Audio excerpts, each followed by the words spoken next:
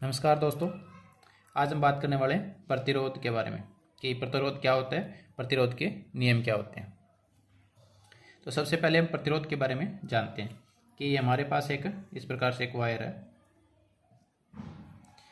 और वायर चाहे किसी का भी हो, चाहे एल्यूमिनियम का हो, कॉपर का हो, सभी में क्या होते हैं, इस प्रकार से इलेक्ट्रॉन्स रहते हैं।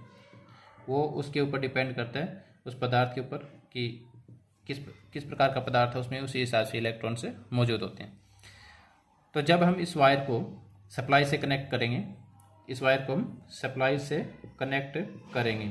सप्लाई से कनेक्ट करते ही क्या होगा, जैसे इसको वोल्टेज मिलेगी तो इसमें एक करंट प्रवाहित होगा। जब जो करंट प्रवाहित होगा उसमें एक बाधा उत्पन्न होगी। जो हमारा इलेक्ट्रॉन्स प्रवाहित होंगे उसमें क्या होगी, एक बाधा उत्पन्न होगी जिसको हम आर कहते हैं, रेजिस्टेंस कहते हैं। ठीक है, तो ये आर क्या करेगा, यानी रेजिस्टेंस क्या करेगा, इन जो इलेक्ट्रॉन प्रवाहित हो रहे हैं इनको रोकने की कोशिश करेगा। और ये रोकने की कोशिश होगी वही क्या कहलाता है, हमारा रेजिस्टेंस कहलाता है। वही जो इसको रोकने की कोशिश होती है वही हमारी क्या कहलाती है, रेजिस्टेंस या प्रतिरोध कहते हैं।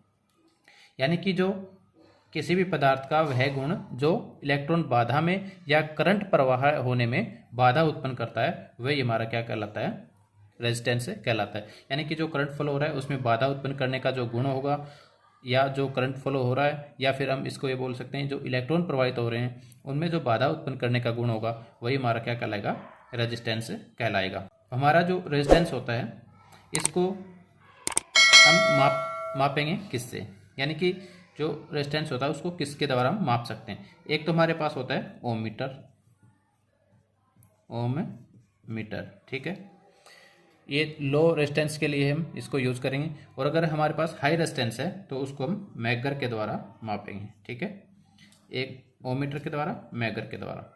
अब जो इसका मात्रक क्या होता है, जो रेजिस्टेंस को या इसका जो मात्रक होता है, यानी मापेंगे किस में, तो इसको हम ओम में मापते हैं। ओम में इसका मात्रक होगा वो क्या होगा, ओम। और ओम को हम इस प्रकार से इसको लिखते हैं, यानी कि इसका क्या होता है, प्रतीक होता है। ठीक है, यानी कि एसआई मात्रक क्या होता है, हमारा ओम होता है। रेजिस्टेंस का एसआई मात्रक क्या होगा, ओम होगा।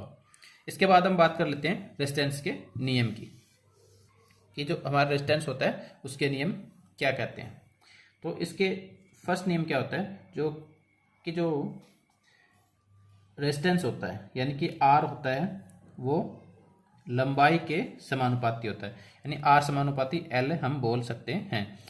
इसका मतलब क्या हुआ कि हमारे पास एक ये वायर है।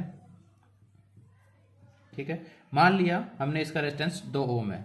ठीक है, अगर मैं इसको डबल कर दूं, यानी इसी वायर को हम इतना लंबा कर दें, यानी हम मान लेते हैं कि इसकी लंबाई क्या है, इससे ज़्यादा है या डबल है, तो इसका रेजिस्टेंस क्या हो जाएगा, हमारा 4 ओम है। या हम ये कह सकते हैं कि 2 ओम से ज़्यादा होगा, यानी जैसे इसकी लंबाई बढ़ी इसका रेजिस्टेंस है वो भी बढ़ता ही जाएगा। यानी आर समानुपात में एल का मतलब यही है कि जितनी हमारी लंबाई बढ़ेगी उसी अनुपात में हमारा रेजिस्टेंस है वो भी बढ़ता जाएगा। दूसरा हमारा कि जो रेजिस्टेंस होता है वो इसकी मोटाई के व्युत्क्रमानुपाती, उल्टा अनुपात में होता है, यानी कि आर व्युत्क्रमानुपाती ए होता है। ठीक है, एरिया के। तो इसके लिए हम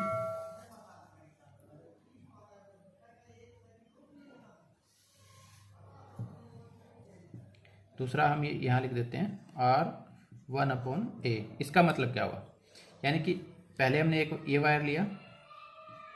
ठीक है, इसका ये क्रॉस सेक्शनल एरिया हो गया, यानी अनुप्रस्थ काट क्षेत्रफल जिसको हम बोलते हैं, ए हो गया। ठीक है, अब इसी वायर को अगर और मोटा हम कर दें, यानी कि हम इतना मोटा इसको कर दें, तो इसका रेजिस्टेंस पहले की तुलना में क्या हो जाएगा, और कम हो जाएगा। जैसे जैसे हम वायर की मोटाई बढ़ाते जाएंगे उसका रेजिस्टेंस होगा वो क्या होता जाएगा, कम होता जाएगा।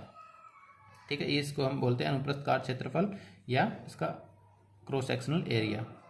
यानी कि जो ए होगा वो उसका आर के व्युत्क्रमानुपाती होता है। जैसे इसका अगर हम 2 ओम माने तो इसका 1 ओम हो जाएगा, या फिर हम ये कह सकते हैं कि 2 ओम से कम होगा, क्योंकि अभी हम ये मान के चल रहे हैं इसकी मोटाई हमने इससे 2 गुना करी, इसलिए हमने 1 कर दिया। ठीक है,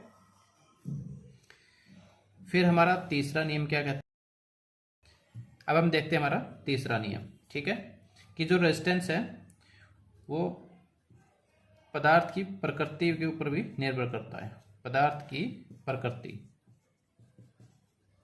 ठीक है, पदार्थ की प्रकृति का मतलब क्या हुआ कि रेजिस्टेंस, जो हमारे पास वायर है वो तांबा है या एल्यूमिनियम है या किसी अन्य मटेरियल का है। क्योंकि एक हम अभी रेजिस्टेंस पढ़ लें, एक होती है रेजिस्टिविटी या विशिष्ट प्रतिरोध जिसको हम बोलते हैं, वो उसी के ऊपर डिपेंड करता है कि यानी जो पदार्थ की प्रकृति क्या होगी, यानी कि वो किस मटेरियल का बना हुआ है, तांबा है, चांदी है, एल्यूमिनियम है, गोल्ड है, इस प्रकार से अलग अलग पदार्थों के बने होते हैं।